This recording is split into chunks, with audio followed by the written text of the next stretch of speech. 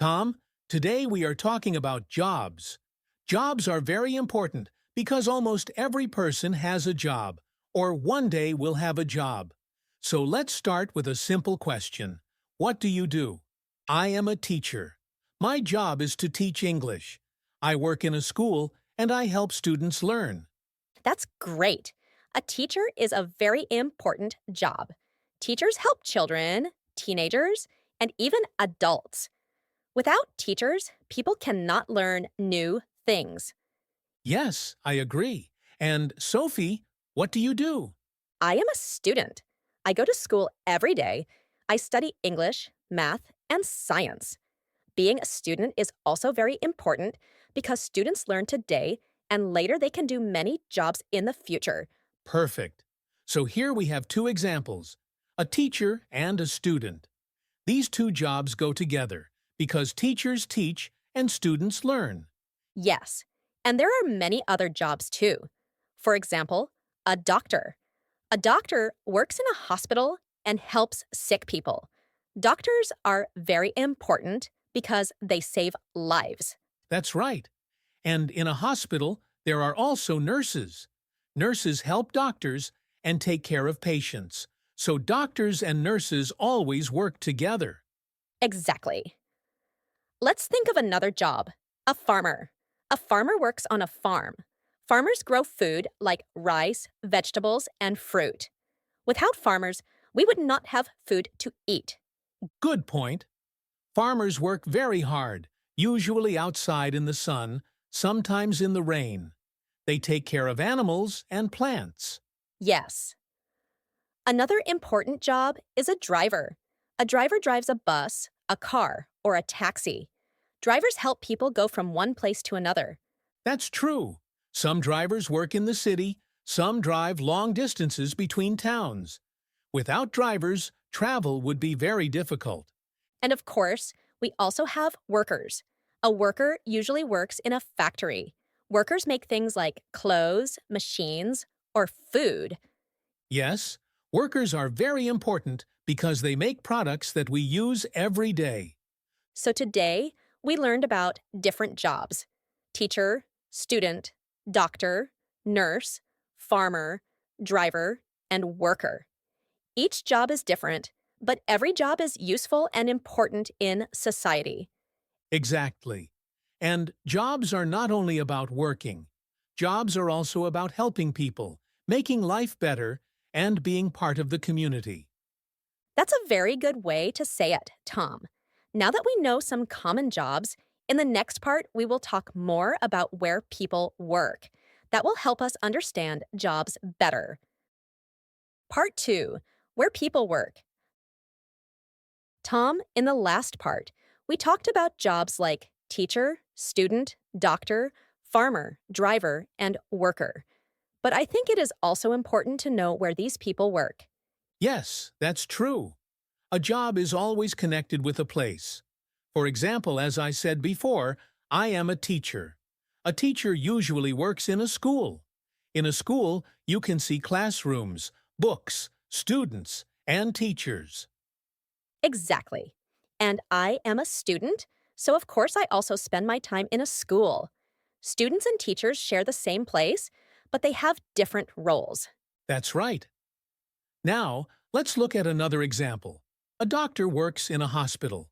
A hospital is a place with doctors, nurses, patients, and many rooms for treatment. Yes. And a nurse also works in a hospital. Nurses help doctors and patients. So when you go to a hospital, you can see both doctors and nurses working together. Good point. Now let's think about farmers. A farmer works on a farm.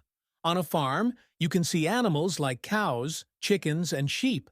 You can also see rice fields, fruit trees, or vegetables. Yes, farms are very important. They give us food to eat every day. Without farmers and farms, life would be very difficult. Another job is a driver. But drivers can work in different places. A bus driver works in the city or on the road. A taxi driver works in the city too. A truck driver works on the road, traveling between towns and countries. Yes, and sometimes drivers work at special places like airports, driving people to the plane. So drivers can be seen everywhere. That's true. And then we have workers. A worker usually works in a factory. In a factory, workers make things: clothes, shoes, machines, cars, even food. Yes, factories are usually big buildings with many workers. Workers have different jobs inside the factory, but together they create products that we use every day.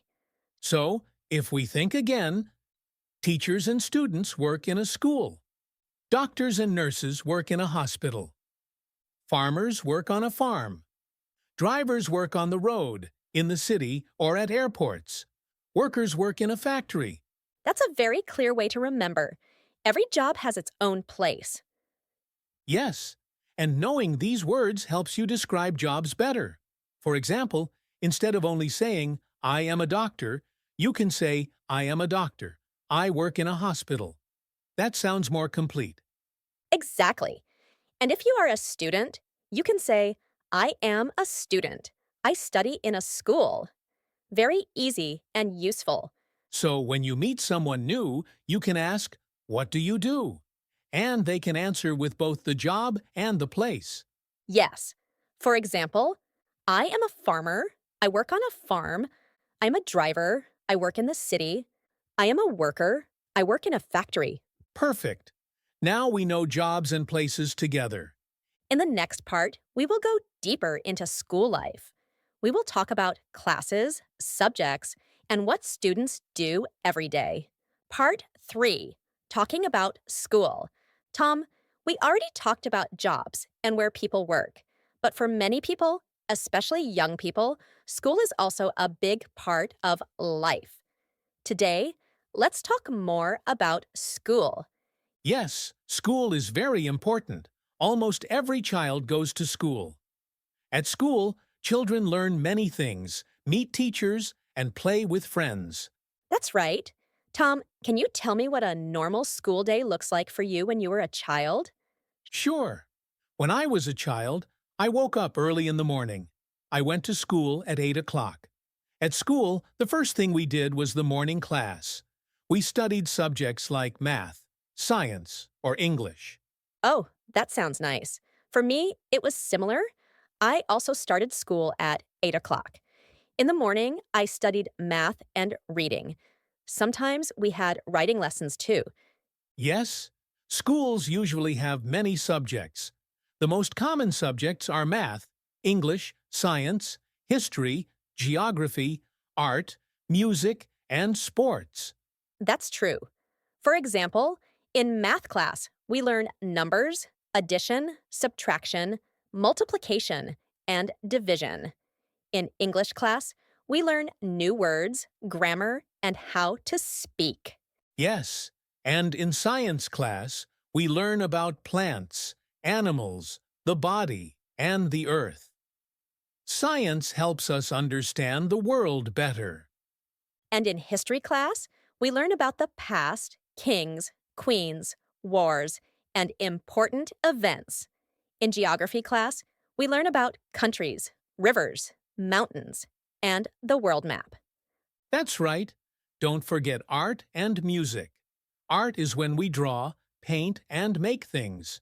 Music is when we sing or play an instrument. Many students enjoy these classes because they are fun. Yes, I loved art and music when I was a student. And of course, we also have sports or physical education, PE. Students play football, basketball, run, and exercise. Sports are very good for health. Exactly.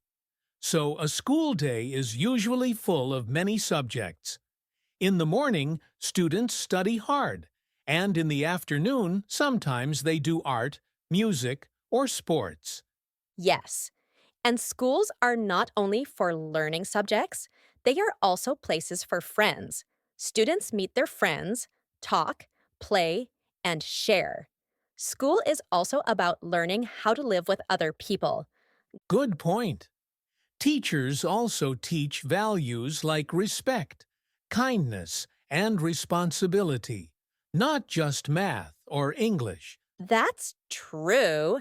Do you remember your favorite subject at school, Tom?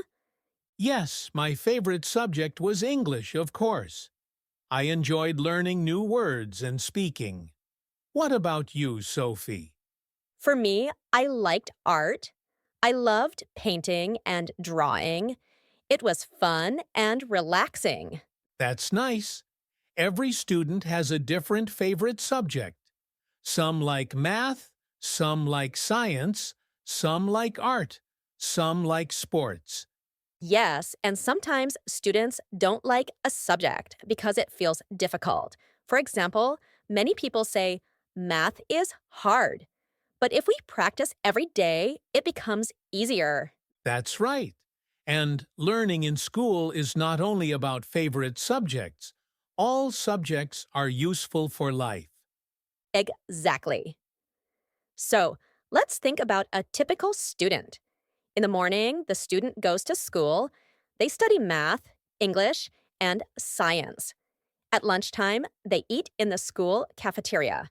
In the afternoon, they might have art, music, or sports. After school, they go home, do homework, and sometimes play with friends. Yes, that is the daily life of many students. School is not always easy, but it is very important. It helps us grow and prepare for the future. I agree. And for students learning English, it is useful to know how to talk about school in English. You can say things like, I go to school at 8 o'clock. I study math and English. My favorite subject is art. I play football at school. Yes, these sentences are very simple but very powerful. They help you talk about your daily life and your learning. So today, we learn about school subjects, daily school life, and what students usually do. Exactly. In the next part, we will go even deeper. We will talk about daily school routines, from the time students wake up to the time they finish their homework at night. Part 4, Daily School Routines. Tom, in the last part, we talked about school subjects and what students learn. Now I think we should talk about daily routines at school. What do students usually do from morning to evening? Yes, that's a great idea. A school day is like a story. It starts in the morning, continues with classes, and ends in the afternoon or evening. Let's go step by step. Okay, first, in the morning, students wake up early. Some students wake up at 6 o'clock, some at 7. They wash their face, brush their teeth, eat breakfast, and then go to school. Yes, and many students walk to school. Some go by bike, some take the bus, and some go by car with their parents. So the journey to school is also part of the routine. Exactly. When students arrive at school, the first thing they do is go to their classroom. The teacher says, "Good morning," and the students reply, "Good morning, teacher." That's right. Then the first class begins. In the first period, students might study math. They listen to the teacher, write in their notebooks, and sometimes answer questions. After math, they might have English class. In English, they learn new words, listen to short dialogues, and practice speaking. Yes.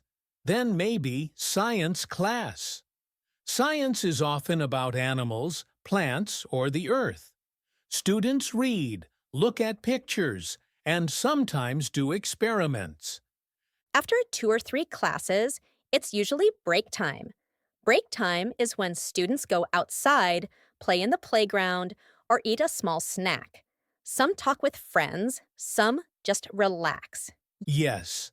After break time, there are more classes. Maybe history, geography, or art. Students continue learning until lunchtime. Sophie, At lunchtime, many schools have a cafeteria where students eat. They might eat rice, noodles, bread, or sandwiches, and drink water, milk, or juice. Tom, Yes, lunchtime is also a time to talk with friends. Students laugh, share food, and enjoy a little rest before afternoon classes. in the afternoon, there may be lighter subjects like music or sports. Music class is fun because students sing or play instruments. Sports class is active. Students play football, basketball, or run on the playground. Yes, sports are very good for health and energy. After sports, many students feel happy and strong. Finally, the school day ends. Students go home in the afternoon. Some schools finish at 3 o'clock, others at 4 or 5 o'clock. But the day is not over yet. At home, students usually do homework. They write, read, or study for the next day. Yes, homework is sometimes not fun, but it helps students remember what they learned at school. And after homework, students can relax. They might watch TV, play games, or spend time with their family. So, if we look at the full routine, wake up early, go to school, morning classes, math, English, science. Break time, more classes, history, geography, art. Lunch in the cafeteria, afternoon classes, music, sports. Go home, do homework, relax, and sleep. Yes, that's a complete school day. Every student has a similar routine, but it may be a little different in each country. That's true. In some countries, students finish school earlier, in some, they finish later. Some have uniforms, some don't. But the main idea is the same: go to school, study, eat, play, go home, and learn more. Exactly. And for English learners, it's useful to know how to describe this routine. For example, you can say, I go to school at 8 o'clock. I eat lunch at school. I play football in the afternoon. I do homework in the evening.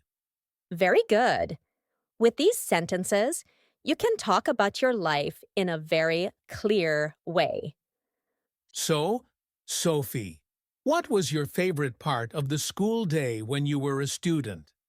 I liked break time because I could talk with friends. And I also liked art class in the afternoon. What about you, Tom? For me, I enjoyed sports class. Playing football with my friends was always fun. Yes, break time and sports are often the best parts for many students.